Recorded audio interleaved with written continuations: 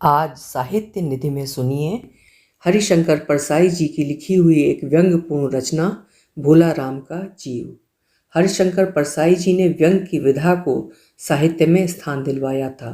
वो एक सुप्रसिद्ध व्यंग्यकार, साहित्यकार, कहानीकार और निबंधकार थे। तो शुरू करें कहानी। ऐसा कभी नहीं हुआ था। धर्मराज लाखों वर्षों से असंख्य आदमियों को कर्म और सिफारिश के आधार पर स्वर्ग या नरक में निवास स्थान अलॉट करते आ रहे थे, पर ऐसा कभी नहीं हुआ था। सामने बैठे चित्रगुप्त बार बार चश्मा पोंछ, बार बार थूक से पन्ने पलट रजिस्टर देख रहे थे। गलती पकड़ में ही नहीं आ रही थी। आखिर उन्होंने खींचकर रजिस्टर इतने जोर से बंद किया कि मक्खी चपेट में आ गई। उसे निकालते हुए वो बोले, महाराज, रिकॉर्ड सब ठीक है। भोलाराम के जीव ने 5 दिन पहले देह त्यागी और यमदूत के साथ इस लोक के लिए रवाना भी हुआ, पर यहाँ अभी तक नहीं पहुंचा। धर्मराज ने पूछा, और वो दूत कहाँ है? महाराज, वो भी लापता है।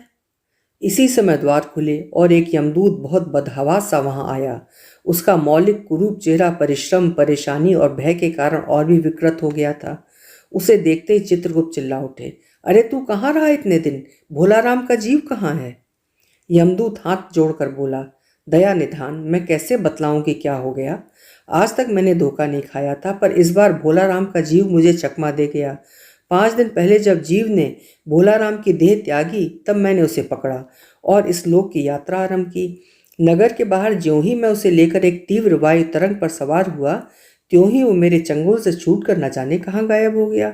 इन 5 दिनों से मैंने सारा ब्रह्मांड छान डाला, पर उसका कहीं पता नहीं चला। धर्मराज क्रोध से बोले, मूर्ख, जीवों को लाते लाते बूढ़ा हो गया, फिर भी एक मामूली बूढ़े आदमी के जीव ने तुझे चकमा दे दिया। दूत ने सिर झुकाकर कहा, महाराज, मेरी सावधानी में बिल्कुल कसर नहीं थी। मेरे इन अभ्यस्त हाथों से अच्छे अच्छे वकील भी नहीं छूट सके, पर इस बार तो कोई इंद्रजाल ही हो गया। चित्रगुप्त ने कहा, महाराज, आजकल पृथ्वी पर इस प्रकार का व्यापार बहुत चल रहा है। लोग दोस्तों को फल भेजते हैं और वे रास्ते में रेलवे वाले उड़ा लेते हैं। होजरी के पार्सल के मोजे रेलवे अफसर पहनते हैं। मालगाड़ी के डिब्बे रास्ते में कट जाते हैं। एक बात और हो रही है, राजनीतिक दलों के नेता विरोधी नेता को उड़ाकर कहीं बंद कर देते हैं। कहीं भोलाराम के जीव को भी तो किसी विरोधी ने मरने के बाद भी खराबी करने के लिए नहीं उड़ा दिया। धर्मराज ने व्यंग से चित्रगुप्त की ओर देखते हुए कहा, तुम्हारी भी रिटायर होने की उम्र आ गई। भला भोलाराम जैसे नगण्य दीन आदमी से किसी को क्या लेना देना। इसी समय कहीं से घूमते घामते नारद मुनि वहां आ पहुंचे। धर्मराज को गुमसुम बैठे देखकर बोले, क्यों धर्मराज, कैसे चिंतित बैठे हैं? क्या नरक में निवास स्थान की समस्या अभी हल नहीं हुई?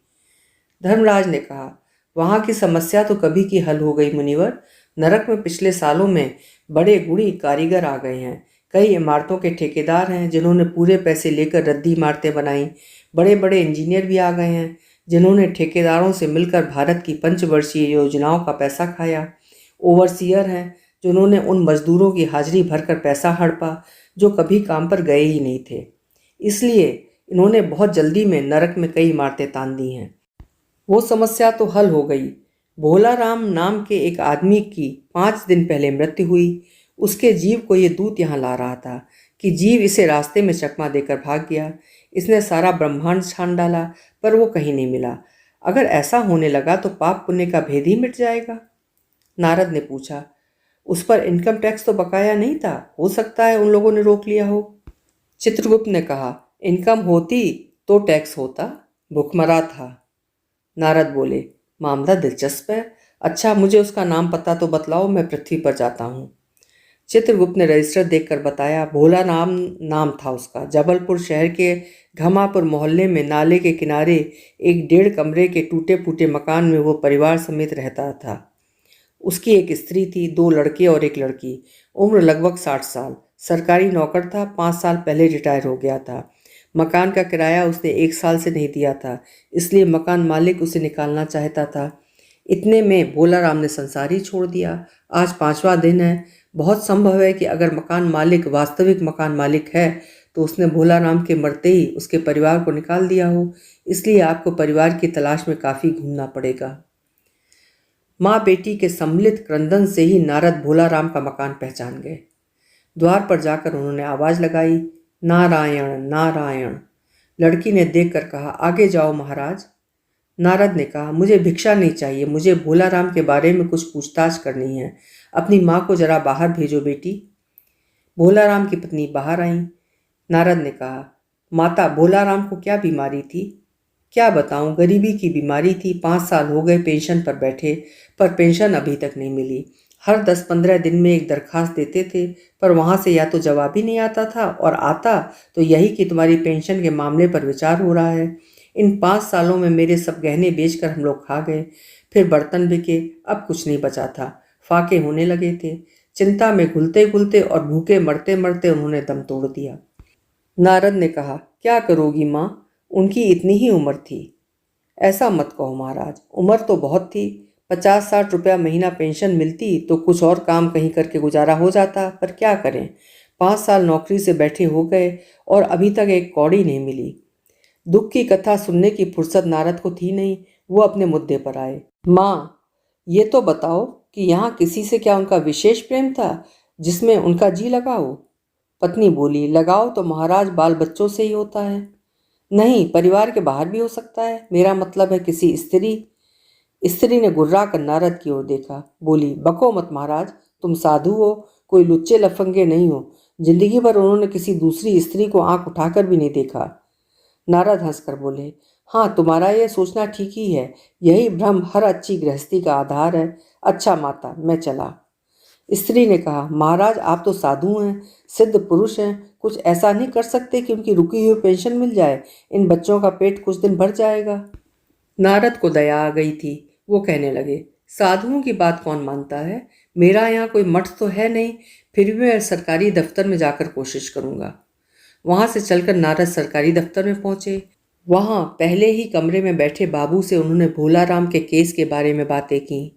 उस बाबू ने उन्हें ध्यानपूर्वक देखा और बोला, भोला राम ने दरखास्तें तो भेजी थी, उन पर वजन नहीं रखा था, इसलिए कहीं उड़ गई होंगी। नारद ने कहा, भाई ये बहुत से पेपर वेट तो रखे हैं, इन्हें क्यों नहीं रख दिया? बाबू हंसा, आप साधु हैं, आपको दुनियादारी समझ में नहीं आती। दरखास्तें पेपर वेट से नहीं दबती। खैर, आप उस कमरे में बैठे बाबू से मिलिए। नारद उस बाबू के पास गए। उसने तीसरे के पास भेजा, तीसरे ने चौथे के पास, चौथे ने पांचवें के पास।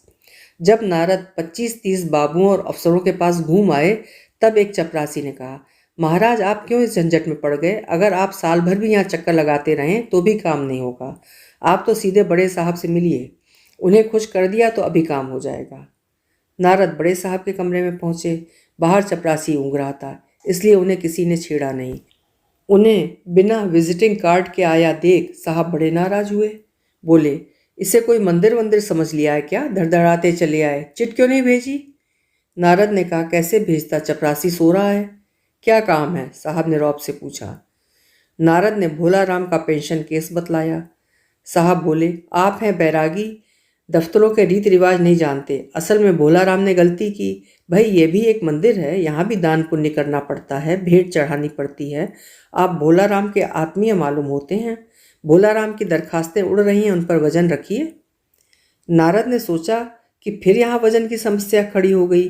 साहब बोले, भाई सरकारी पैसे का मामला है, पेंशन का केस 20 दफ्तरों में जाता है, देर लग ही जाती है। 20 बार एक ही बात को 20 जगह लिखना पड़ता है, तब पक्की होती है। जितनी पेंशन मिलती है उतनी कीमत की स्टेशनरी लग जाती है। हाँ, जल्दी भी हो सकती है, मगर।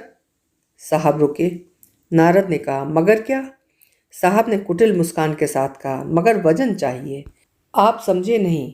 जैसे आपकी ये सुंदर वीणा है, इसका भी वजन भोला राम की दरख्वास्त पर रखा जा सकता है। मेरी लड़की गाना बजाना सीखती है, यह मैं उसे दे दूंगा। साधुओं की वीणा से तो और अच्छे स्वर निकलते हैं। लड़की जल्दी संगीत सीख गई तो उसकी शादी हो जाएगी।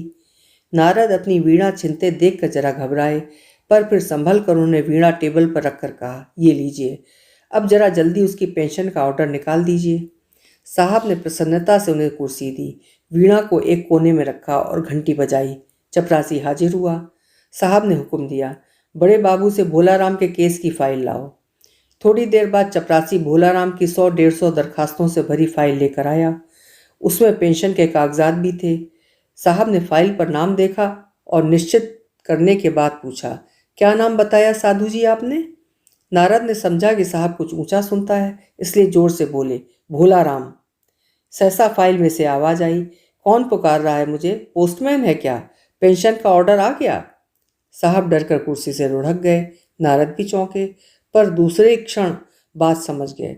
बोले, भोला राम, तुम क्या भोला राम के जीव हो? हाँ, आवाज आई। नारद ने कहा, मैं नारद हूँ, मैं तुम्हें लेने आया हूँ, चलो स्वर्ग में तुम्हारा इंतजार हो रहा है। आवाज आई, मुझे नहीं जाना, मैं तो अपनी पेंशनों की दरखास्तों में अटका हूँ, मेरा यहीं मन लगा है, मैं अपनी दरखास्तें छोड़कर नहीं जा सकता।